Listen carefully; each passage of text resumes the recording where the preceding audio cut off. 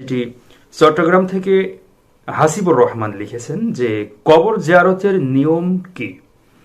দেখুন, যখন কবর জিয়ারত করতে হবে, জিয়ারত শব্দের অর্থ হচ্ছে সাক্ষাৎ করা। কার সঙ্গে সাক্ষাৎ করছেন? যিনি মৃত্যুবরণ করেছেন তার সঙ্গে তো আর সাক্ষাৎ করা সম্ভব নয়।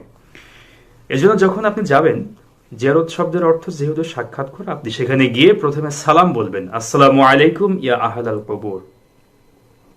কবর জিয়ারত করতে হবে দুইটা উদ্দেশ্যকে সামনে রেখে। প্রথম হচ্ছে মৃত ব্যক্তির জন্য দোয়া করা, যে আল্লাহ পাক তুমি তাকে জান্নাত নসিব করো, তার জীবনের সমস্ত গুনাহ খাতাগুলো মাফ করে দাও, এটি করতে হবে। এবং আরেকটি যেটি, সেটি সব থেকে বড় বিষয়, যে এই মৃত্যুর কথা আমাকে স্মরণ করতে হবে, যে এই ব্যক্তি কবরের বাসিন্দা হয়ে আছে, আর আমাকেও আজ হোক কাল হোক এই নিঝুম জায়গায়,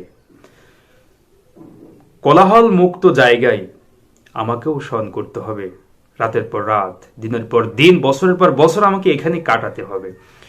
এই উদ্দেশ্যটা, এটা যেন মনের মধ্যে হয়, মানুষ যেন মৃত্যুকে স্মরণ করে।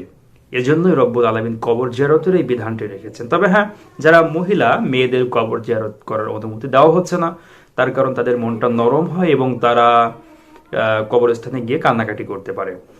এজন্য মহিলারা কবর জিয়ারত করবে না। আশা করি আপনি প্রশ্নের উত্তর বুঝতে পেরেছেন।